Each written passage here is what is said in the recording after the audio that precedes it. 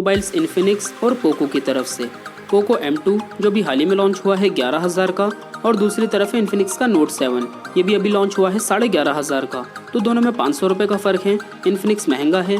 तो इस वीडियो में मैं इन दोनों मोबाइल्स में कंपैरिजन करके आपको बताऊंगा इन दोनों में क्या क्या कमियां हैं, क्या क्या अच्छाइयां हैं, और आपको इन दोनों में से कौन सा लेना चाहिए। तो वीडियो को आप एंड तक देखते रहिएगा, बिल्कुल भी स्किप मत करिएगा। चलिए देखते हैं 11,500 में इन्फिनिक्स के साथ क्या क्या दिया गया है। तो जैसे ही आप अनबॉक्स करते हैं, सबसे पहले रखा हुआ मिलता है आपको मोबाइल, जिसका डिटेल लुक हम अभी देखेंगे। उससे पहले देख लेते हैं कुछ यूज़र मैनुअल दिए गए हैं इस तरीके से। एक मिल जाता है कवर, इसकी क्वालिटी काफ़ी अच्छी है। स्क्रीन गार्ड भी दिया गया है जिसको आप खुद से अप्लाई कर सकते हैं। एक मिल जाती है डेटा केबल, जिसकी लेंथ और क्वालिटी दोनों काफ़ी अच्छी हैं। बाकी दोस्तों इसके साथ आपको टाइप सी केबल नहीं दी गई, ये USB to micro USB cable है। अगर टाइप सी केबल का सपोर्ट होता तो काफ़ी अच्छा रहता। आखिर में आपको रखा हुआ मिल जाता है ये वाइट कलर में चार्जर, जिसकी बिल्ड क्वालिटी काफ़ी अच्छी है। अब इस मोबाइल में आपको फास्ट चार्जिंग का सपोर्ट भी मिलता है, और एक 18 वाट का फास्ट चार्जर मोबाइल के साथ बॉक्स के अंदर ही दिया गया है। तो फास्ट चार्जर आपको मिल जाता है इन्फिनिक्स के नोट 7 के साथ 11,500 में। अब दोस्तों ये सारा सामान दिया गया है इन्फिनिक्स के साथ। रेट के हिसाब से देखा जाए तो बॉक्स के कंटेंट्स आपको नॉर्मल ही मिलते हैं। अगर टाइप सी केबल भी होती तो और ज़्यादा बेटर रहता। चलिए देखते हैं फिर भी अगर आप 500 रुपये और कम खर्च करते हैं पोको M2 पे, तो 11,000 में पोको M2 के साथ क्या क्या दिया गया है। तो जैसे ही आप अनबॉक्स करते हैं M2 को, इसमें भी आपको सबसे पहले रखा हुआ मिलता है एक मिनी बॉक्स। इसमें पीछे की तरफ लगा हुआ है एक सिम इजेक्टर टूल। अंदर रखे हुए मिल जाते हैं कुछ यूज़र मैनुअल इस तरीके से। इसके साथ आपको कवर नहीं दिया गया, तो आपको अलग से ही खरीदना पड़ेगा। मोबाइल का डिटेल लुक हम अभी देखेंगे। उससे पहले देख लेते हैं बॉक्स के अंदर आपको दी गई है डेटा केबल। इसकी लेंथ और क्वालिटी दोनों और ज़्यादा अच्छी है इन्फिनिक्स की केबल से, और इसके साथ आपको टाइप सी केबल दी गई है। आखिर में आपको रखा हुआ मिलता है ये वाइट कलर में चार्जर, जिसके अंदर आपको आउटपुट मिलता है 5 वोल्ट 2 एम्पियर का ही। तो ये सिंपल सा 10 वाट का ही चार्जर है। फास्ट चार्जर इस मोबाइल के साथ आपको नहीं मिलता, ये मुझे इसमें कमी लगी। कम से कम 18 वाट का फास्ट चार्जर होना चाहिए था, लेकिन ये मोबाइल फास्ट चार्जिंग सपोर्ट करता है। तो आप मार्केट से खरीद के एक 18 वाट का फास्ट चार्जर इस मोबाइल के साथ इस्तेमाल कर सकते हैं। अब दोनों में एक एक खूबी है, एक के साथ टाइप सी केबल दी गई है, दूसरे के साथ फास्ट चार्जर। लेकिन फास्ट चार्जर ज़्यादा इंपॉर्टेंट है टाइप सी केबल से। बाकी दोस्तों इन्फिनिक्स की कीमत भी 500 ज़्यादा है, तो रेट के हिसाब से देखा जाए तो दोनों मोबाइल्स इस चीज़ में अपनी जगह सही हैं। चलिए बात कर लेते हैं दोस्तों डिज़ाइन के बारे में। तो पोको M2 में आपको ब्लू कलर कुछ इस तरीके से दिया गया है। हार्ड प्लास्टिक के टाइप का डिज़ाइन मिलता है। स्क्रैचेस की प्रॉब्लम बहुत ज़्यादा कम देखने को मिलती है। वहीं दूसरी तरफ इन्फिनिक्स के नोट 7 में आपको ग्रीन कलर बहुत ज़्यादा ग्लॉसी मिल जाता है। आप देख सकते हैं लाइट की रिफ्लेक्शन इसके बैक पैनल पर बहुत ज़्यादा अच्छी लग रही है। तो लुक वाइज तो डिज़ाइन आपको ज़्यादा अच्छा दिया गया है इन्फिनिक्स के अंदर। पोको M2 के अंदर आपको डिज़ाइन की क्वालिटी ज़्यादा अच्छी दी गई है। बात करें दोस्तों कैमरे के बारे में, तो पोको M2 में आपको पीछे की तरफ 4 कैमरे दिए गए हैं, जिसमें पहला है 13 मेगापिक्सल का, दूसरा 8 मेगापिक्सल का, तीसरा दिया गया है 5 मेगापिक्सल का, चौथा 2 मेगापिक्सल का। इसका फ्रंट कैमरा है 8 मेगापिक्सल का। कैमरे की परफॉर्मेंस इसके अंदर आपको रेट के हिसाब से काफ़ी अच्छी मिल जाती है। वहीं दूसरी तरफ इन्फिनिक्स के नोट 7 में भी आपको पीछे की तरफ 4 कैमरे दिए गए हैं, जिसमें पहला है 48 मेगापिक्सल का, बाकी के 2 कैमरे हैं 2-2 मेगापिक्सल के, चौथा दिया गया है AI लेंस। इसका फ्रंट कैमरा है 16 मेगापिक्सल का। कैमरे की परफॉर्मेंस आपको इन्फिनिक्स के अंदर भी काफ़ी अच्छी मिल जाती है। दोस्तों कैमरे की परफॉर्मेंस इन दोनों ही मोबाइल्स के अंदर आपको काफ़ी अच्छी दी गई है, दोनों मोबाइल्स की कीमत को देखते हुए। तो रेट के हिसाब से दोनों ही मोबाइल्स में आपको नॉर्मल कैमरे मिल जाते हैं। अगर आप एक नॉर्मल यूज़र हैं तो इन दोनों मोबाइल्स में आपको दिक्कत नहीं होगी। लेकिन अगर आपको सिर्फ कैमरे की वजह से ही मोबाइल लेना है, तो इन दोनों से और ज़्यादा अच्छे स्मार्टफोन्स आपको देखने को मिल जाते हैं 12-13 हज़ार के बजट में। आप देख सकते हैं कंप्लीट डिज़ाइन। आपको इन दोनों में किसका डिज़ाइन ज़्यादा अच्छा लगा, आप मुझे कमेंट करके ज़रूर बताइएगा। मुझे इन्फिनिक्स का ग्रीन कलर ज़्यादा पसंद आया। बात करें दोस्तों डिस्प्ले के बारे में, तो पोको M2 के अंदर आपको डिस्प्ले साइज़ दिया गया है 6.5 इंचेस का, तकरीबन 6.5 इंच की इसके अंदर आपको डिस्प्ले दी गई है। और इन्फिनिक्स के अंदर आपको डिस्प्ले साइज़ दिया गया है 6.9 इंचेस का, तकरीबन 7 इंच की इसके अंदर आपको डिस्प्ले दी गई है। तो डिस्प्ले साइज़ में आपको और बड़ा मिल जाता है इन्फिनिक्स का नोट 7। बाकी दोस्तों बात करें यूज़र इंटरफेस के बारे में, तो पोको M2 के अंदर आप ऐसे ऊपर की तरफ स्वाइप करेंगे आपको सारी एप्लीकेशंस मिल जाती हैं। यूज़र इंटरफेस इसके अंदर आपको काफ़ी अच्छा दिया गया है। वहीं दूसरी तरफ इन्फिनिक्स के नोट 7 में भी आप ऐसे ऊपर की तरफ स्वाइप करेंगे आपको सारी एप्लीकेशंस मिल जाती हैं। इन दोनों मोबाइल्स के अंदर आपको वैसे ज़्यादा अच्छा यूज़र इंटरफेस दिया गया है पोको M2 के अंदर ही।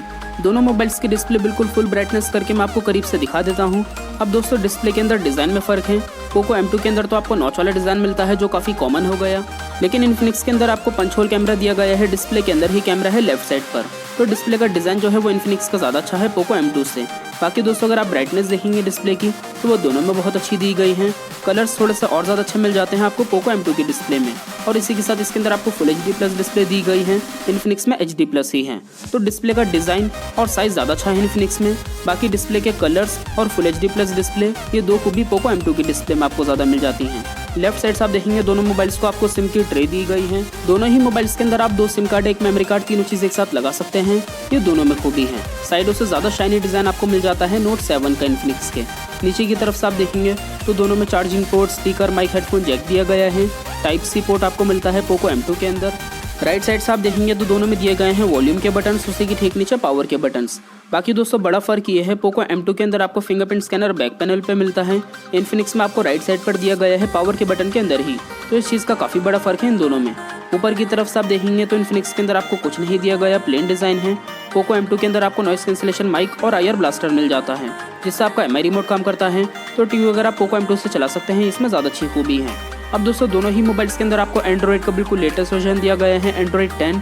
ये चीज़ आपको दोनों में अच्छी दी गई है। बात करें दोस्तों बैटरी के बारे में, तो पोको M2 के अंदर आपको बैटरी मिलती है 5000 mAh की। इन्फिनिक्स के अंदर भी आपको बैटरी दी गई है 5000 mAh की। इन दोनों मोबाइल्स के अंदर आपको 1 दिन का बैटरी बैकअप आराम से मिल जाता है। बैटरी के अंदर दोनों ही मोबाइल्स काफ़ी ज़्यादा अच्छे हैं। बाकी इन्फिनिक्स के अंदर एक खूबी ज़्यादा अच्छी ये है, इसके साथ आपको फास्ट चार्जर दिया गया है। दोस्तों इन्फिनिक्स के अंदर तो आपको 11,500 में मिलती है 4 GB की रैम, 64 GB की इंटरनल स्टोरेज। लेकिन 500 सस्ते में आपको पोको M2 के अंदर दी गई है 6 GB की रैम, 64 GB की इंटरनल स्टोरेज। तो 2 GB रैम आपको और ज़्यादा मिल जाती है पोको M2 के अंदर इन्फिनिक्स के नोट 7 से। इस चीज़ में ये मोबाइल और ज़्यादा बेटर है। बात करें दोस्तों प्रोसेसर के बारे में, तो इन्फिनिक्स के अंदर आपको दिया गया है मीडियाटेक का G70 प्रोसेसर। अगर आप एक हैवी यूज़र हैं तो इसके अंदर आपको काफ़ी अच्छी परफॉर्मेंस देखने को मिल जाती है। वहीं दूसरी तरफ पोको M2 के अंदर आपको दिया गया है मीडियाटेक का G80 प्रोसेसर। इसके अंदर भी आपको काफ़ी बढ़िया प्रोसेसर दिया गया है। अगर आप एक हैवी यूज़र हैं तो इसके अंदर भी आपको दिक्कत नहीं होगी। प्रोसेसर के अंदर दोनों अच्छे हैं, लेकिन और ज़्यादा बेटर आपको मिल जाता है पोको M2। अब दोस्तों ये सारी खूबियाँ कमी आपको मिलती हैं दोनों मोबाइल्स में। चलिए बात कर लेते हैं सबसे मेन चीज़, आपको इन दोनों में से कौन से लेना चाहिए, कौन सा नहीं। तो मैटर सबसे पहले ये करता है कि आपको पोको पे ज़्यादा भरोसा है या फिर इन्फिनिक्स पे।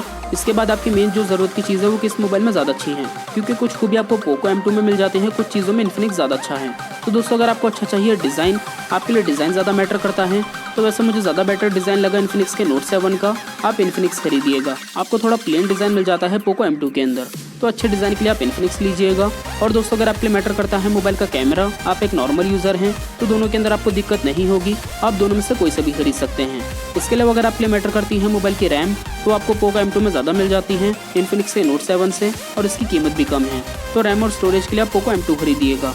और दोस्तों अगर आपके लिए मैटर करती है मोबाइल की डिस्प्ले, तो डिस्प्ले में दोनों में अपनी अपनी खूबी है। इन्फिनिक्स के अंदर आपको डिज़ाइन और साइज़ ज़्यादा अच्छा मिल जाता है। पोको M2 के अंदर आपको डिस्प्ले के जो कलर्स हैं वो ज़्यादा अच्छे दिए गए हैं। इसी के साथ इसके अंदर आपको फुल HD प्लस डिस्प्ले मिल जाती है। अगर आपको बैटरी अच्छी चाहिए तो आप इन्फिनिक्स खरीदिएगा, क्योंकि इसके साथ आपको फास्ट चार्जर दिया गया है। लेकिन अगर आपको प्रोसेसर ज़्यादा अच्छा चाहिए तो आप पोको M2 लीजिएगा, इसके अंदर आपको और ज़्यादा बेटर दिया गया है। तो दोस्तों देखा जाए तो कैमरे के अंदर दोनों मोबाइल्स अच्छे हैं, लेकिन कैमरे के अलावा इन्फिनिक्स में 3 चीज़ें बढ़िया हैं। एक तो अच्छा डिज़ाइन, दूसरा अच्छी बैटरी जिसके साथ फास्ट चार्जर दिया गया है, तीसरा इसके अंदर आपको डिस्प्ले का डिज़ाइन और साइज़ ज़्यादा अच्छा मिल जाता है। वहीं दूसरी तरफ पोको M2 के अंदर आपको 3 खूबियाँ मिल जाती हैं। एक तो इसके अंदर आपको फुल HD प्लस डिस्प्ले दी गई है अच्छे कलर्स के साथ, दूसरा इसके अंदर आपको प्रोसेसर ज़्यादा अच्छा मिल जाता है, और तीसरा इसके अंदर आपको रैम ज़्यादा दी गई है। तो दोस्तों देखा जाए तो दोनों मोबाइल्स में 3-3 खूबियाँ हैं। अभी आपकी ज़रूरत के ऊपर मैटर करता है कि अगर आपकी ज़रूरत की चीज़ इन्फिनिक्स में ज़्यादा अच्छी है तो आप इन्फिनिक्स ले सकते हैं, और अगर आपकी ज़रूरत की चीज़ पोको M2 में ज़्यादा अच्छी है तो आप पोको ले सकते हैं। मुझे पर्सनली वैसे इन दोनों मोबाइल्स में अच्छा यूज़र इंटरफेस होने की वजह से पोको M2 पसंद आया। आप बताइएगा नीचे कमेंट करके आपको इन दोनों मोबाइल्स में कौन सा ज़्यादा अच्छा लगा, ये चीज़ कमेंट करके ज़रूर बताइएगा। वीडियो आपको पसंद आए तो वीडियो को लाइक कर दीजिए। वीडियो के नीचे जो लाल कलर का बटन है उसे दबा के चैनल को सब्सक्राइब कर लीजिए। बेल आइकन भी दबा दिएगा ताकि नई वीडियोज़ आप तक पहुँचती रहें। इसके अलावा वीडियो अगर आपको हेल्पफुल लगी तो अपने दोस्तों के साथ इस वीडियो को शेयर कर दिएगा व्हाट्सएप फेसबुक पे। मिलते हैं अगली वीडियो में, तब तक के लिए टेक केयर, बाय बाय।